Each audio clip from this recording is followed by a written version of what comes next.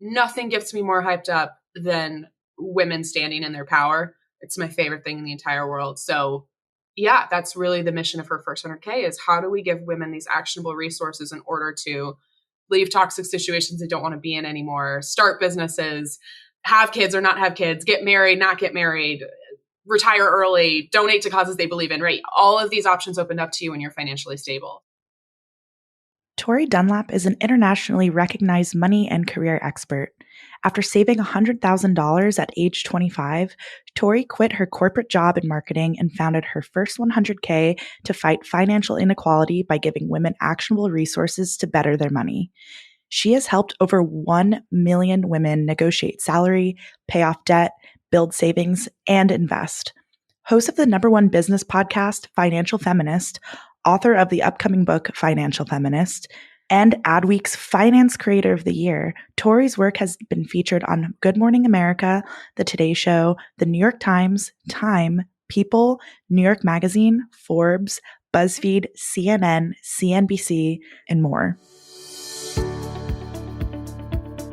Welcome to Everything Is Teachable, the podcast that takes you behind the scenes to learn how everyday creators have transformed their skills and passions into online courses and businesses.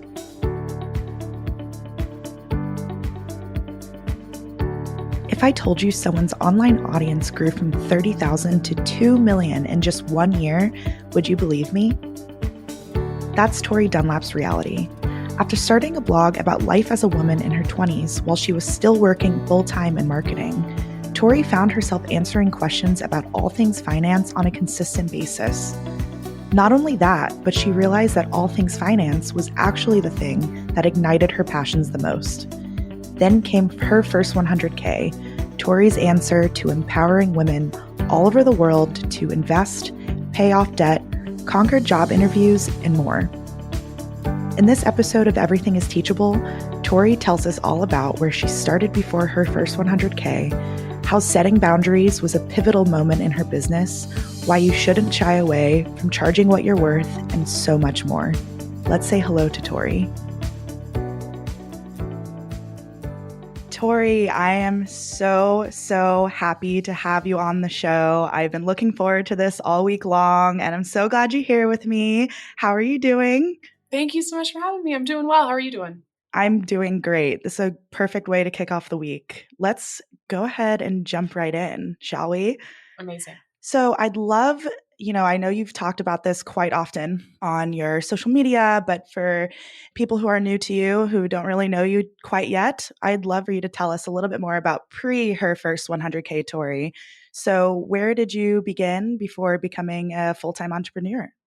Yeah, so a lot of people are shocked to discover that I did not study business in college. I did not study finance. I studied organizational communication and theater in college. So I got a BS in org com and a BA in theater. And yeah, the plan was to go into marketing and work my way up through a corporate environment doing social media, community engagement. And so the goal, when I was in college, I at first wanted to be an actor, realized I craved more stability than that provided, and was like, okay, seems to be a really good, happy medium of all of the storytelling aspects, connecting with people, all the things I loved about theater. And so I was like, okay, the goal is to work my way up the corporate ladder and maybe be like VP of marketing by 30. So I got into my first job out of school. Within probably 2 weeks, I realized that corporate was not going to be for me forever. I didn't like making somebody else rich. I didn't like working and having to be subordinate to people I didn't respect. And I felt very much this urge to do my own thing. And I always knew I wanted to be an entrepreneur. I, again, just thought like, oh, it'll be later. It'll be maybe I can start in my late 20s, and maybe when I'm, in my 30s, I can, run my business full time. Who knows? So I started Her First 100K in late 2016 as originally a blog. Like I said, I had graduated that year. Obviously, Trump got elected. I was coming into adulthood and coming into womanhood in a very different America than I expected to be. And then I think a lot of us expected to be. And I realized through conversations with friends that there was just this huge gap in terms of the financial knowledge between men and women. And that it was our best form of protest. Having that financial education, having that financial knowledge was our best way to bridge that inequality gap. So I don't think we have any sort of equality for marginalized groups until we have financial equality. And in reflecting back on my childhood, I realized my parents were educating me about money. We were having transparent conversations about money. That was very much a given in my house, and thought that was the norm. I thought, okay, everybody knows not to overspend on credit cards. Everybody knows how to manage their money. And when I was the friend all of my friends were coming to for advice and guidance, I realized that I had, with that privilege came a responsibility. So I started what was a blog in late 2016. It would later evolve into HerFirst100k. I was running it on the side of my 9 to 5 in marketing. And yeah, just kind of had a crazy 2019. We built a ton of momentum. And right before COVID happened in November of 2019, I quit my job to run HerFirst100k full time and haven't looked back since. An amazing story. And were there little moments that led up to being like, all right, now it's time to start my own thing? Or was there anything in particular that really pushed you to make that move to entrepreneurship? Or was it just kind of like Yeah. over time? I mean, it was a bunch of little things. I actually started my first business when I was 9. So I owned vending machines, the type where you put a quarter in, you get a handful of candy out. I owned 15 of those by the time I That's graduated so high school. cool. So yeah, I had gotten a taste of entrepreneurship, loved it. Obviously very different, running it as an adult and running a larger business than that was.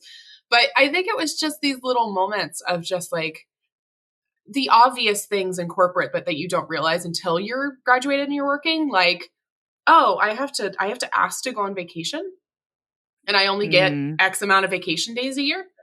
And I have to work for this person who's toxic and misogynistic, and I have to respect him even though I don't like him, and I have to make him rich. And it didn't sit right. And it was also it was just the realization, once I found what my mission was, I very much believe it was what I was put on this earth to do. And it's so I see the impact our work has literally every day. And I didn't see that in corporate, not even close, right? I didn't see that. We get messages every 10 minutes from a woman somewhere in the world that our advice has changed her life. And that's the coolest thing. So like there's the part of the business that has impacted me personally. I mean, I'm making way more money than I ever did at corporate. I am employing people now. I'm giving them jobs. We have a team. I have the flexibility to work from wherever. I'm actually about to go digital nomad in like a month. And Congrats. So I have all this flexibility. I know, I'm very excited. We can talk about, I'm very excited, yes, also a little scared and intimidated by it. So like the flexibility to do that. And then on the flip side of just the mission of HerFirst100k, like we are a community now of 2 million people. Like it's so crazy. Wow. So yeah, I think it was just these little moments of my own personal realization of like, okay, I don't want to do this forever. I don't want to be financially dependent on a toxic situation, because a lot of us are financially dependent on our jobs, and some of us love that. Some of us love our work. Some of us love, the corporate environment. I had good jobs. I also had terrible jobs, but as a whole, I was like, this is not for me. I don't love this. And so it was the personal aspect of me being able to run my own thing, make a lot more money, have a lot more flexibility. And then on the flip side, just, the realization that there's so much work to be done in our society. There's so much work to be done in terms of equality, and nothing gets me more hyped up than women standing in their power. It's my favorite thing in the entire world. So that's really the mission of HerFirst100k, is how do we give women these actionable resources in order to leave toxic situations they don't want to be in anymore, start businesses, have kids or not have kids, get married, not get married, retire early, donate to causes they believe in, right? All of these options opened up to you when you're financially stable. So it was these two aspects. So the personal aspect of me wanting to be an entrepreneur for all these personal reasons, and then also the realization that we could make a huge impact running the business that we run now. Yeah. And I mean, I personally have been so inspired by all of the amazing content and advice and insights that you put into the world. So, I mean, hearing, first of all, that there's a community of 2 million people, that is crazy. Unreal. It's so crazy. It's amazing. This time last year, so we're recording this in July. So July 2020, we had a community of 30,000. What? Oh my God. It was about 35,000. Wow. And crazy. I had that question slated for later, but I actually want to talk about that now, because that's good. So I jumped the shark. I'm sorry. No, please. It's fine. We can hop all over the place.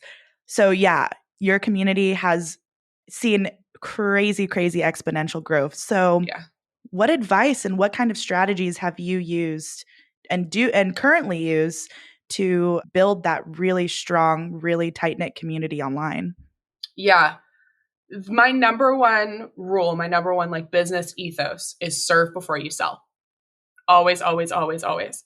You need to make sure that you are giving value and providing value to somebody's life before you try to ask them for anything. Ask them for their money, ask them for their time, ask them for, a follow, right? You have to make sure that you are giving value, that you are serving them before you ask for anything. Serve before you sell. So this looks for me like posting really actionable advice in a TikTok video or offering a free course online or engaging in answering in comments on an Instagram live. It looks like me running my business for almost 3 years before I made any money off of it, because it was a lot of me developing that trust and credibility with my audience. Of course, I come from a marketing background and I see people do this all the time. I see new business owners do this all the time.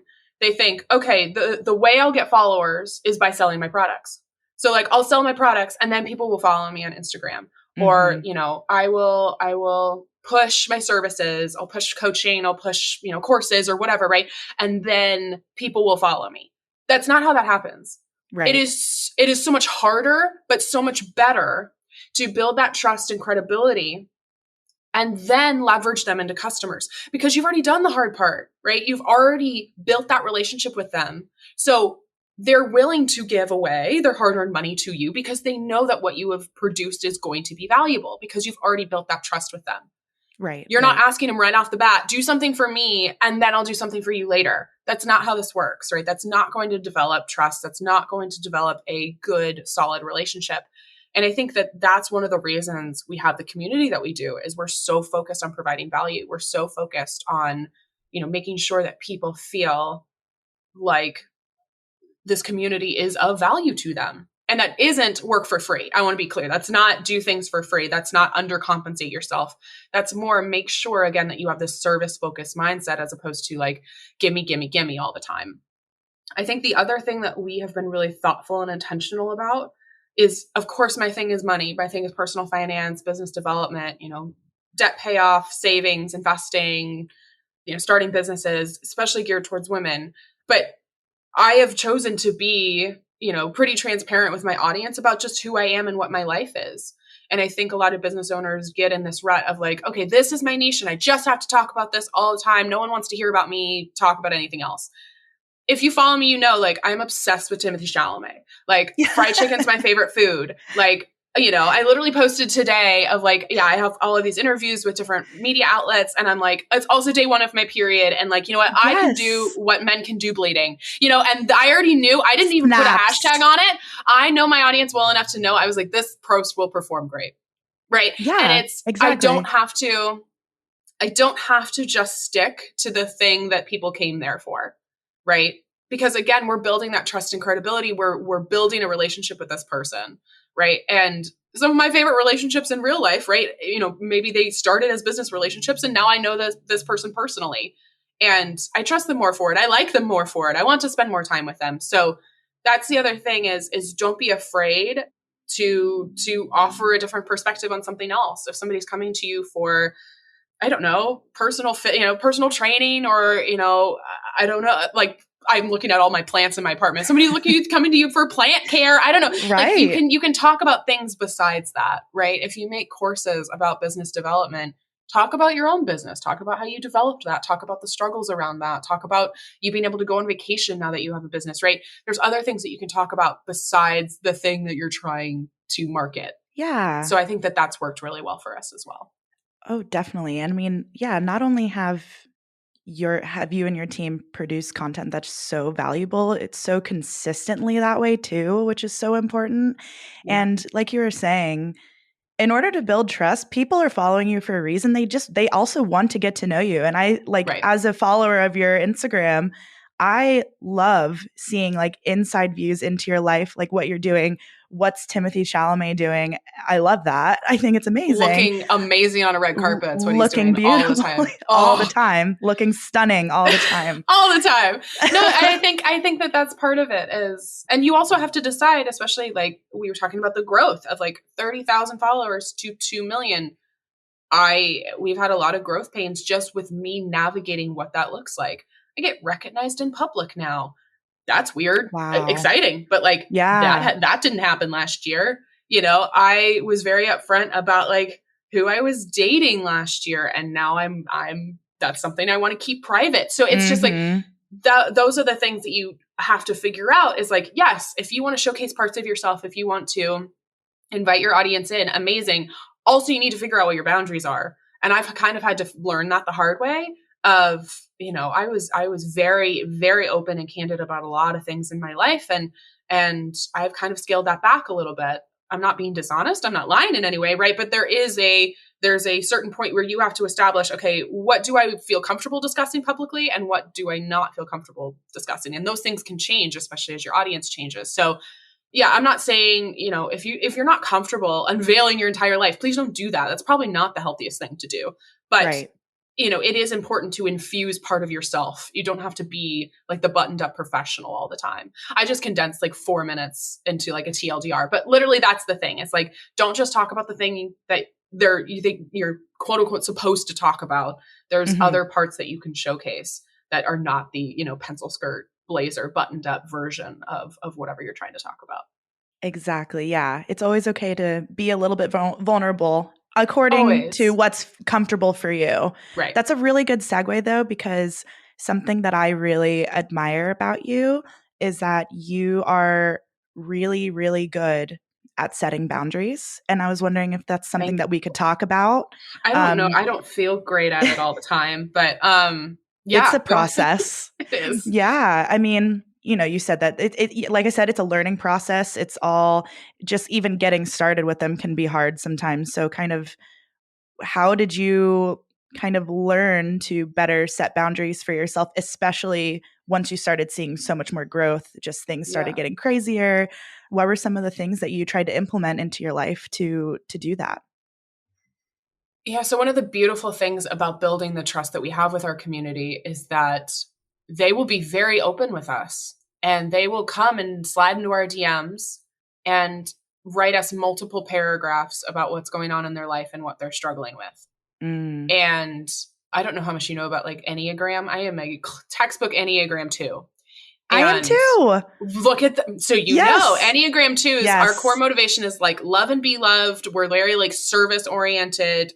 I will help you with whatever you need. The joke is literally, I will walk to the end of the earth for you, but I need you to thank me for it. That's like our big thing, right? It's like, I need to be acknowledged for it.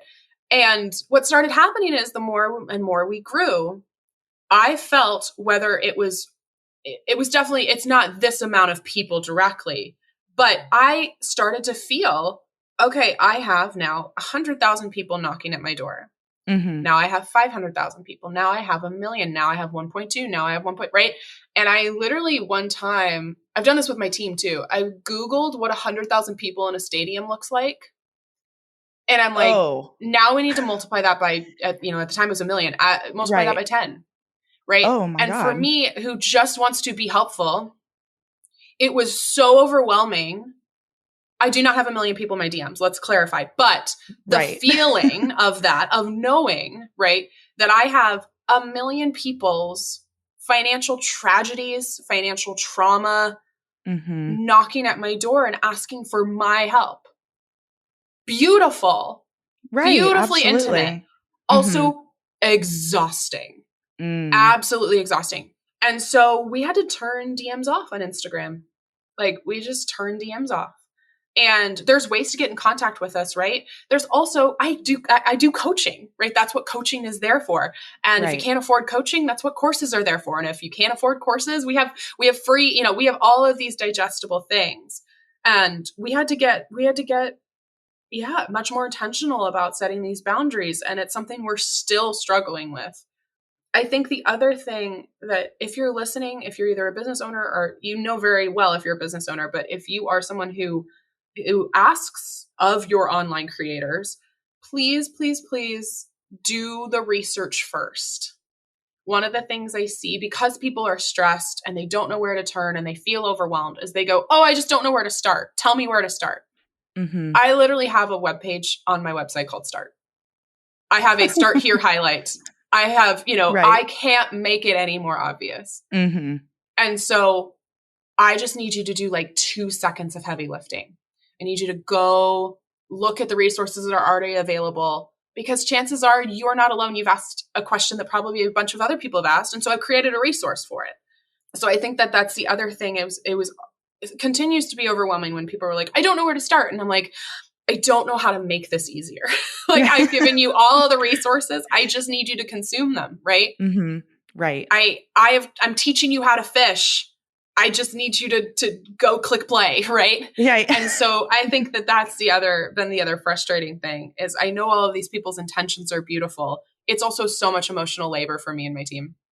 Absolutely. Like it's so much labor for me and my team.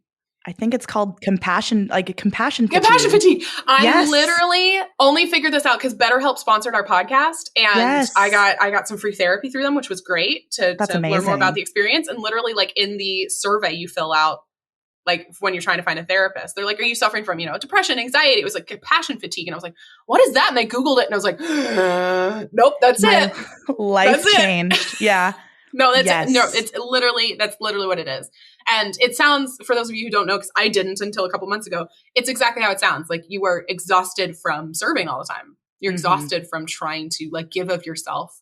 So yeah, we've had to become way more strict on our boundaries. We used to respond to every email. We don't anymore. And it's not because we don't care. We care very, very, very much. But it's like, yeah, imagine 2 million people pounding on your door, asking for help, like literally unloading their significant trauma onto you, which again is beautiful and intimate. And I'm so thankful that people feel that level of trust, but it's also super overwhelming.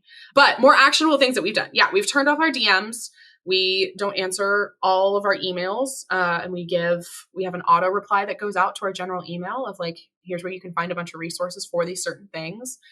It goes back and forth. There's days where I'm not on Instagram at all and my team handles all of it. I also love the community. So it's still something I'm navigating of like, how do I be on social media as a consumer and not as a business owner? I don't have a Finsta. Maybe at some point I will. But right now, like my Instagram is the HerFirst100k Instagram. So if I want to go on Instagram, I also see the comments flood in.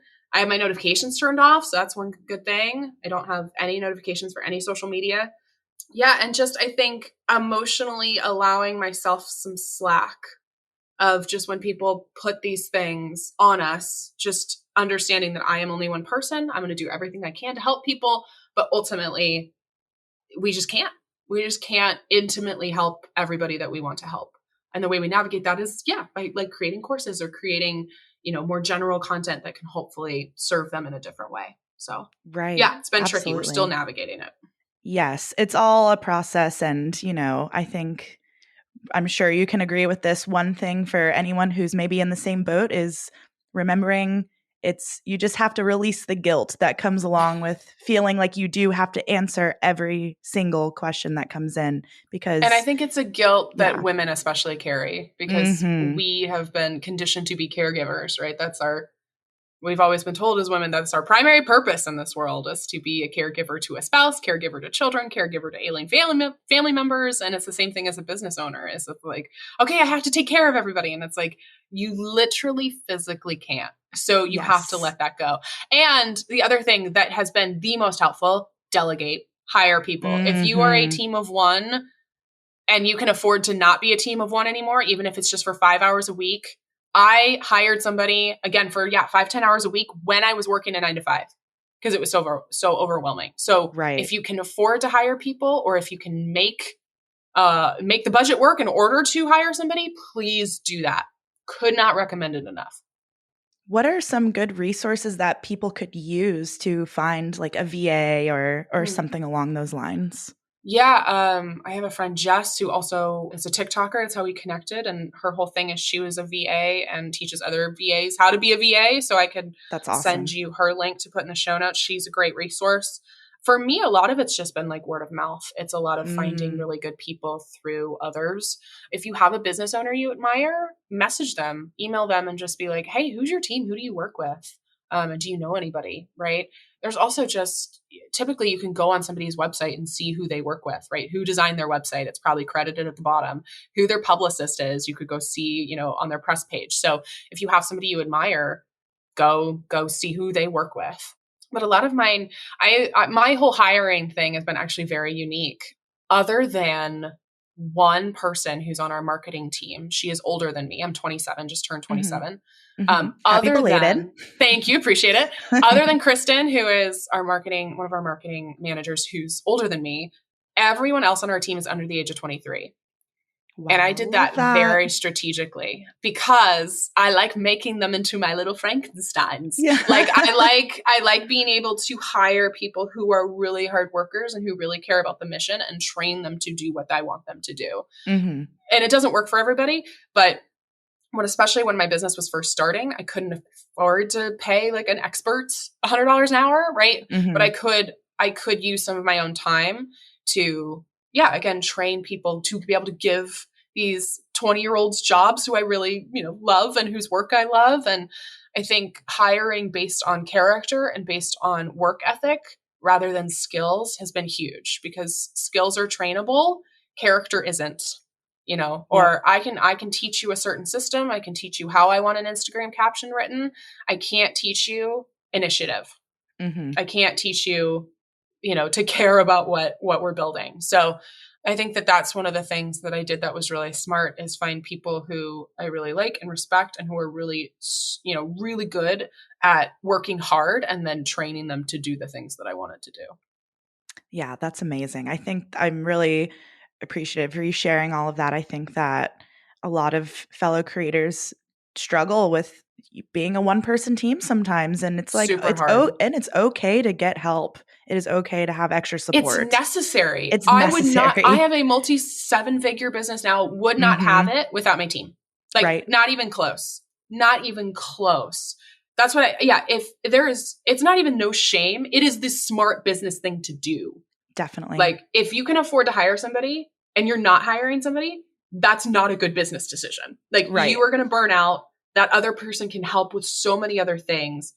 I'm shocked sometimes where people will still think I do this all myself. And I'm like, how? How do you think I do this all myself? Like, I can't even imagine. Right. So if you can afford help or if you can, again, like flip this switch here in order to free up funds, please do it. It will make so much of your life and your business easier and will be able to scale your business. I would not have been able to grow my business as fast if I didn't have a team, just not even close. So that in terms of boundary setting, that's been hugely impactful in terms of just growing the business and allowing us to do more things and serve more people in different ways.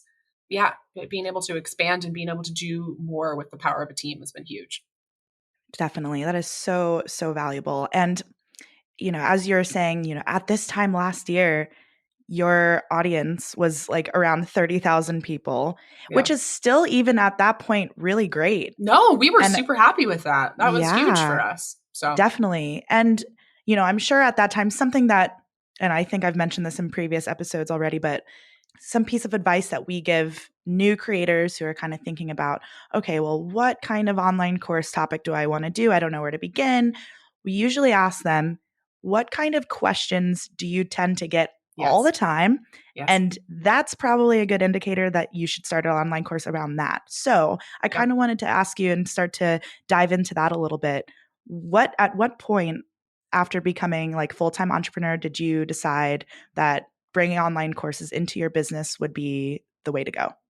I so appreciate you saying that because that's what I tell people all the time. Your audience will tell you what they want, right? And that's the power, again, of serving before you sell is you have an audience that you can ask. Mm-hmm. You have an audience who is ready and excited to buy what you're selling. And that way, you have customers. You have people who are going to buy it if you've asked them for what they want and you give it to them. The courses kind of happened over a period of time in running my business, wanting to make it more and more passive. So I was doing one-on-one coaching. Gosh, my like early introductory rate was an hour for $49. It was so long ago. It was so cute to think about. It's Oh, crazy. yeah. And then I moved. I was doing coaching for probably 6 months to a year and was doing just like these one-off sessions and was doing that for a while. And it was just too active. It was just a different person every time for an hour. And typically, like, we would only work together for like one, maybe a couple hours. Most people, it was just like a 1 hour kind of deep dive. And it was a lot of my own time. And I was like, okay, a lot of my own time. And I'm getting asked the same questions 90% of the time. There's a little bit of a difference, but pretty much I'm getting asked the same questions. Where do I start? How much do I need an emergency fund? I can't figure out budgeting. What do I do? So after, about 6 months of that, 6 months of really testing, I was testing my content. I was testing how to, showcase these concepts and building my own confidence in teaching them.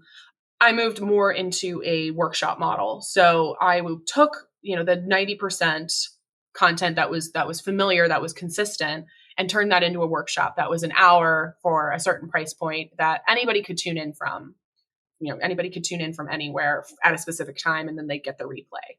Did that for a while. It helped in terms of, I only had to do this once or maybe twice a month, but still a lot of my time in terms of the prep for the workshop, making sure everybody had the link, all of that.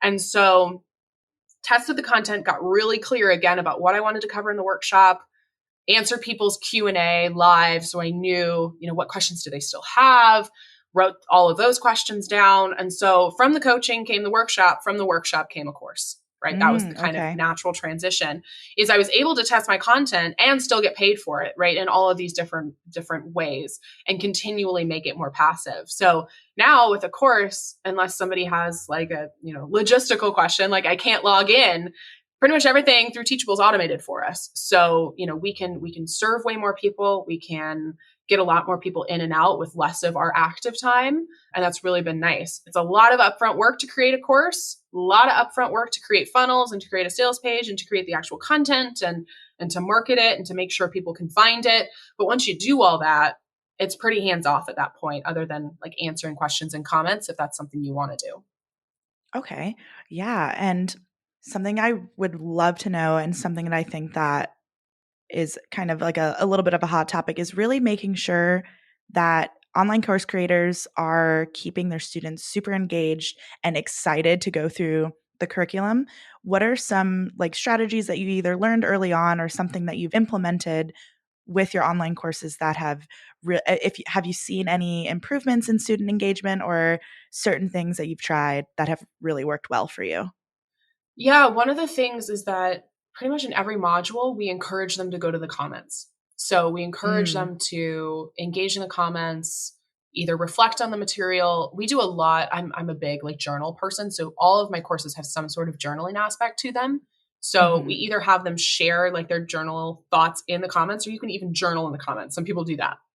The cool thing that starts to happen is not only do we have people going in to share their own thoughts, is that other people will comment with them. So then they're connecting in the comments, and then it becomes this kind of organic community that, we hoped for, but didn't necessarily plan for. So that's one nice thing, is it's allowing them to share information, allowing them to reflect and be like, oh yeah, that was useful.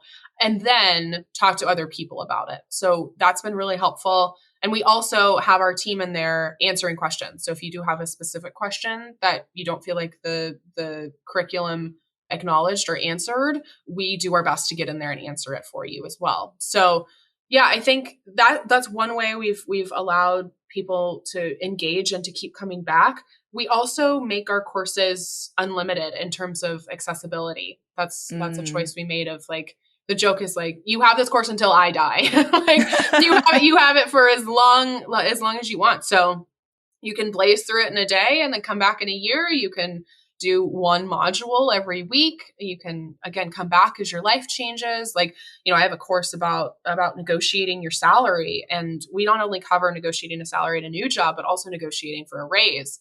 And this is material that you're going to pay, I think we're at 197, so $200 for, and you're going to have this material for your entire life. And so that's a great way for to increase the value. People feel much better about that, knowing that they can consume it at their own pace and come back to it whenever, but also they're going to be in there all the time. And we have people, who blaze through it in a day and then come back in a year and they're like, oh, this didn't connect with me back then because I didn't need it, or I needed to hear this again because I'm at a different place in my life. So I think that that's one great value add that allows the course to become an easier sell, but also has people, integrate themselves into the course more and more frequently. Oh, definitely. I think giving people the opportunity to kind of be autonomous with how they approach the curriculum, especially for such evergreen topics like that, is so important. That's really great. Yeah, and there's no panic. I think a lot of people I'll do maybe a sale on the course, and they'll be like, okay, when does the material expire? And I'm like, never. And they're like, never? And I'm like, never. And they're like, great, cool. Like, it's a no-brainer at that point. You could buy it now and not consume it for a year and come back when you need it. Oh, that's the best. I love that. Something that I'd love to know, if you're starting your business today, what are some things that you would do right off the bat?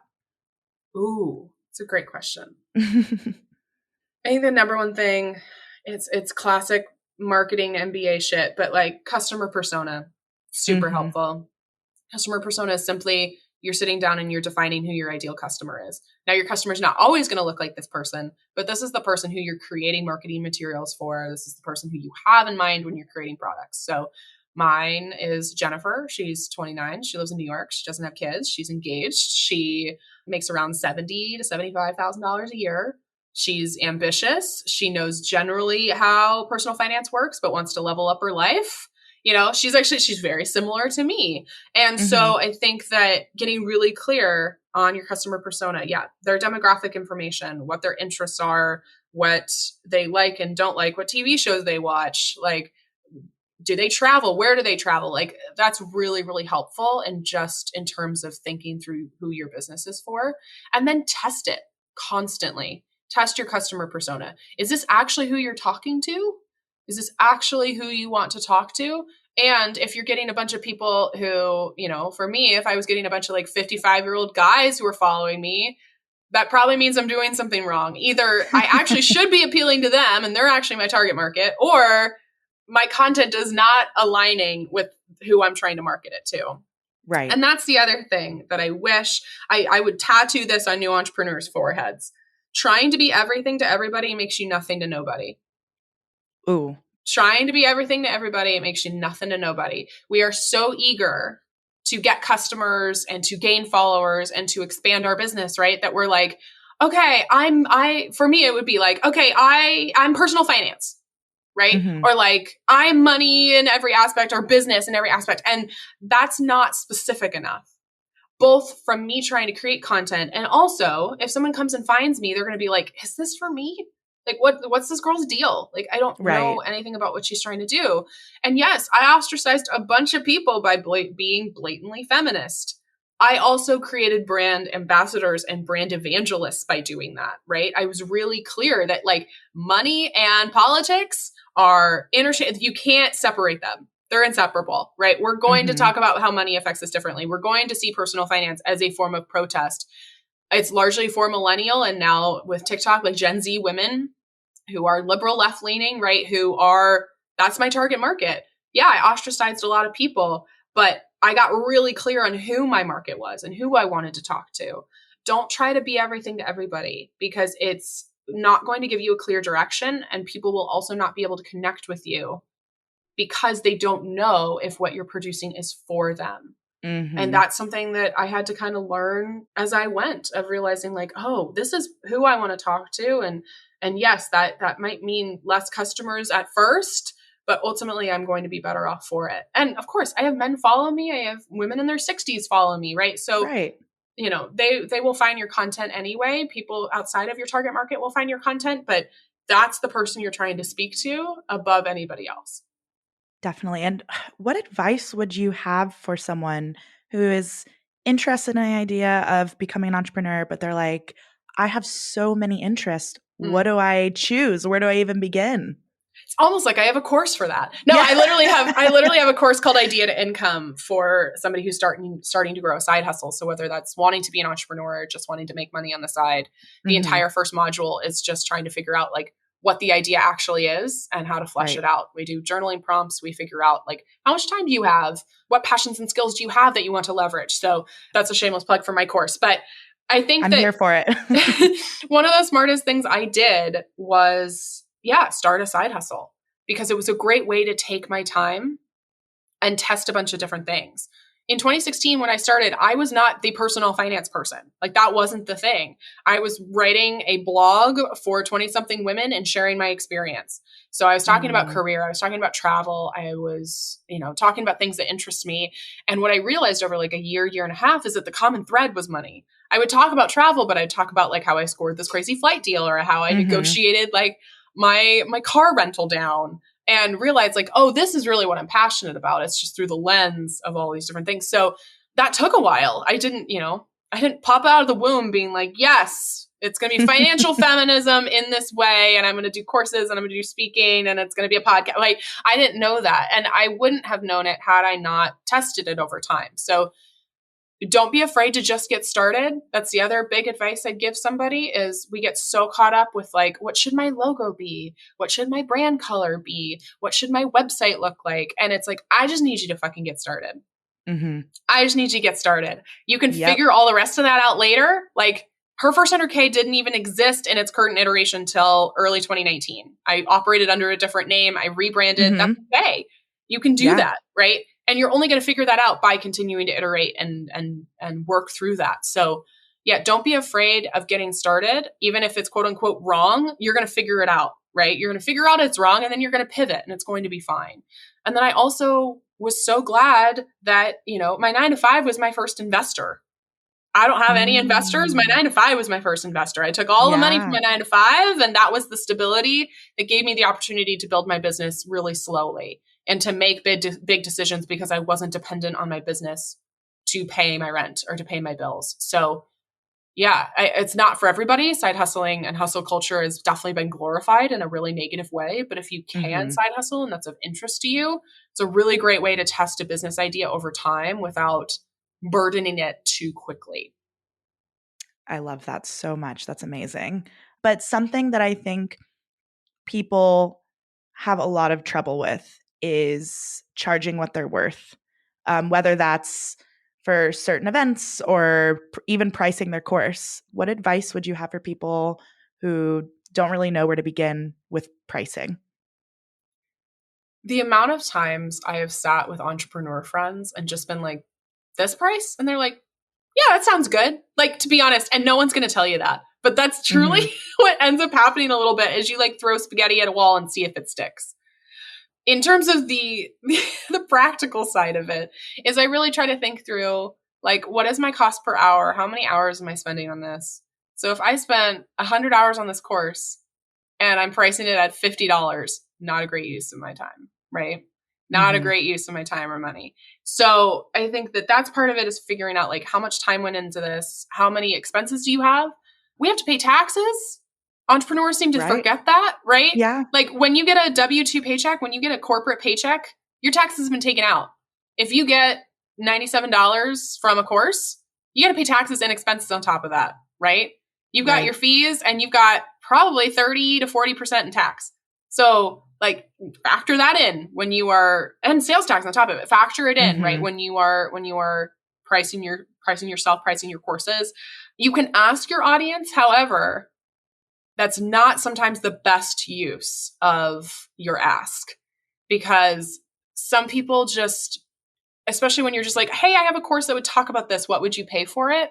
They don't know everything's included. They don't know how much time you spent, right? It's really hard sometimes to ask your audience what they would pay because we all want to pay like $10 for things. So I think that can sometimes be a good thing, is sometimes a little challenging. I mean, I think a lot of it just comes down to like, how much time did you spend on this thing? What are the taxes and expenses that went into it? And for me, it's a lot of like, how valuable is this information really? With me serving a lot and giving a lot for free, there's parts of my courses that you've probably already seen. You've seen some of this material before. But I always try to keep at least one huge concept that no one's ever seen before, and it's only in this course. You Right. can't get it if you don't purchase the course or if you don't engage with it. So that's something that I factor in too, of like, how much of this information have I given somewhere else that's more easily accessible? How much are they paying for the information itself? How much are they paying for the fact that I packaged it for them in a certain way? That's part of it Mm, too. It's not just the information that's in there, but like maybe I've talked about all of these things, but maybe I talked about one on a podcast and one on a TikTok and one in like on CNBC, right? And maybe I've taken all this information and put it together. So that's part of the value of a course too. So yeah, it really comes down to, what are your expenses? What's the tax? How much time have you spent? And how valuable is the information in the format you're giving right. Oh, that was amazing. Thank you. it? I feel like that is so, like, shout that from the rooftops. Like, that But is so still, I important. feel sometimes as an entrepreneur, I was literally doing this with a friend this morning. We did like a couple workshops together, and then we sell the replay, and we know how valuable it is, and we purposely sold it for a little bit less to like get good testimonials and to like test this content. And I literally texted her this morning. I was like, I want to increase the price, and she's like, to what? And I'm like, to this number. And she's like, how about this number? And so like, it gets to a point sometimes where it literally is, and a lot of entrepreneurs don't say this, but I've had these conversations with every person who also runs a business where it's kind of just like, okay, yeah. It's like, it's very much that in a lot of ways. Yeah. Figuring out like, okay, this feels like something people will pay for. So, Yeah. yeah. So much back and forth thoughts Yeah. and brainstorming and going back and trying new things. That's so important. Yep. Always. Something, we're getting close to 5 o'clock. So something I would love to know, this is less business related, more personal related. When you find yourself starting to kind of feel a little bit burnt out, you need some time to recharge, how do you practice self-care? It's a great question. Something I am still like boundaries trying to navigate. I'm just coming off of a week of vacation, which was mostly vacation. Mm-hmm. It never, unfortunately, fully is, but I mostly took it off. And this was actually, I was talking with my team. It was the first time I didn't really crave working. Typically, That's like I'll sit great. down on my laptop and be like, okay, it's time for emails. And literally I sat down a couple times over the vacation and I was like, I don't want to do this. And I'm Yeah. like, I don't have to do this. I don't have to do Right. this. So yeah, I mean, delegation is a form of self-care. Again, like hiring other people is huge. Working out's been massive for me. And actually now that like the world's opening up again, I'm realizing just how much I missed it. I do bar Mm-hmm. classes quite frequently. Pre-pandemic, I was in the studio 2 to 4 times a week, and that was super impactful for my mental health. And the last year and a half, we've done at-home classes, which are not even close to the same. And so Not the same. I walked out of class a couple days ago and was just like, oh, no wonder I've been like horribly depressed for the last year. I just like felt so good and was like, got to see Yeah. people, be in a room full of people, and then, yeah, sweating my body and meditating. And it's just like, oh, well, that makes a lot of sense. And I think that that's part of it, is realizing like what does light you up and figuring out how to incorporate more of that. So what are the things that actually do bring you joy, not just the things that you're told should bring you joy? Because some things I'm told by people, like go on a run. I hate running. I don't want to Right. run. Who wants to do Running's that? awful. Some people love running. That's not Some my people thing. love it. Yeah, not That's you know, not my same. thing. I'm Yeah. carrying like 4 pounds on my chest. Like you got a double sports bra that. Like that's not happening. Running's not happening, right? So like that for me, if somebody goes to tell me to run, I'm like, thank you for your feedback. However, that is not what I'm going to be doing because that's not helpful for me. Right. And then, I mean, it's as TikTok cheesy as it sounds. Like I've really gotten good at romanticizing my life. I've gotten really good at seeing just these beautiful things that are super simple. Like, yeah, a bunny walks in front of me, as I'm going to my car. And I Yeah. literally think to myself, cool, I get to write that down in my journal tonight as something I'm grateful for. That's literally the thought that I have. Of like, oh, cool. I have one of my 3 gratitude journal things, right? And I remember it when I'm going to go write it down. Or, yeah, I took 20 minutes and I read outside and like, it was so nice. Or, yeah, tomatoes are ripe right now and in season and it tastes so good, with like Yes. basil and mozzarella, right? It's just like these really, really simple things that have been really important like pretty much everybody on the planet Earth, has had a really rough year. And I talked about this a couple weeks ago. This was the first time I'd like really talked about it publicly. Like we killed it this year. We Mm-hmm. had a fucking business year to remember. But like personally, I went through a lot of shit this year. It was Yeah. the hardest year of my life. Mm-hmm. And I've had to learn how to keep myself alive and keep myself functioning. And we've all had to figure that out. And I think just giving ourselves credit for that, of like seeing, oh, this really small thing that happened was beautiful. Or yeah, I went to the grocery store and I know how to drive myself to the grocery store and I know how to pick out good food for myself. And I paid for it with money that I earned. And then I loaded it into the car that I own and drove back to the apartment that I pay for, right? Like it sounds so ridiculous, but that has helped so much in terms of just validating myself and also giving myself credit and then taking care of myself, of just knowing like, I've worked really hard to be able to create this life for myself and I feel really grateful for it. I don't know if that answers your question. It's It something does. that it's really hard to navigate. And also self-care has been so like commodified and so very much like it's bubble baths and it's, Nope, it's bubble baths and it's face masks. messier And than that. those are self-soothing activities. And there's nothing wrong with Yes. self-soothing activities. Right. I went to rant about this on my podcast. Like self-care is the hard shit. Self-care is like going to therapy and looking at your money and working out when you don't want to work out and eat a salad when you don't want to eat a salad, right? Like it's the hard things that you do in the moment in order to make your life better, right? And so there's ways that, you can do that more like intense self-care, and then also just ways that you can rest. And I do think those are two different things. I think they do get equated a lot. And I think I even answered your self-care question with really rest answers. So I think defining that can be helpful too, of like, okay, what am I going to do that's a self-soothing activity? All right, eating cookie dough. That's a self-soothing activity, right? Or taking a bath or crying uncontrollably for a while. That's a self-soothing activity. Sometimes self-care. Self-care is, again, the hard shit like you don't want to do, but future you is going to be thankful for it. Cleaning the kitchen before you go away on vacation. That is my ultimate self-care activity. Because I hate it. I hate it in the moment, but then I come home and I'm like, you know what, Tori, appreciate you. Thank you for cleaning the kitchen before you left, right? Yeah. And then, like what is rest? What is, going on a walk, reading a book, taking time away from social media, getting a meal with friends. Yeah, I think that all of these things have kind of been lumped together, and really I think they're like, there's some, it's like a Venn diagram. I think there's some crossover, but really they're kind of three separate things. Definitely. I'm on a rant about self-care again. No, there are so many gems in that. And I'm like, it's so beautiful. So thank you for sharing. I think it's so important. Trying to navigate it. I'm still trying to figure out what that looks like. I'm still trying to navigate through that and figure out, for me, what is a self-soothing activity versus a self-care activity versus just rest? Yes. And I don't, I'm still trying to figure out that answer, especially after the year we had.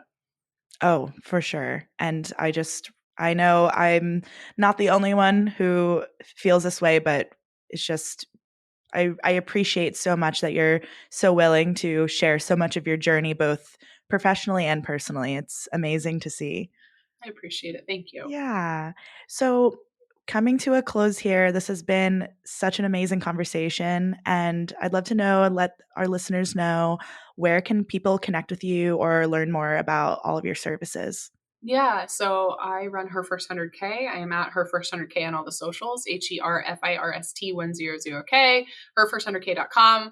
We also have our podcast called Financial Feminist. It is the #1 business podcast in the world. We wrapped up season 1, probably a couple weeks ago now. And so you can binge all of season 1. It's out. And TikTok and Instagram are our primary communities. So we'd love to see you there. Awesome. And before we hop off, do you have any last words of wisdom or any inspiration for our listeners? I'll talk to the particular people who might still be working corporate or might be working at a job they don't love and dreaming of being an entrepreneur. The most freeing quote I heard was that every job is paid training until you get to work for yourself. And that was so helpful for me when I felt like I was wasting time. I felt like, okay, I could be working on my business right now and I'm not. And I'm like wasting away at this job that I don't like. And every job is paid training until you get to work for yourself. Even the toxic ones. You're like, cool, that's not how to run a business, right? Or right. Tucking that one away for later. Right. That is something that I shouldn't do when I manage a team. That's a behavior that I shouldn't exemplify when I'm trying to navigate, how it is to run a business. So yeah, I think that was super helpful in just liberating me from the pressure of becoming an entrepreneur maybe before it was time. Allowing myself that grace. It's just like, yeah, I'm learning a lot while I'm here, and I'm getting paid to be here and paid to train and to learn all these skills before, I quit to do my own thing. So that's something that helped me a lot as I navigated a 9-to-5. Thank you so much for sharing. And thank you so much for joining me today. So grateful. And I'm really excited for everyone to hear this. Of course. Thanks for having me.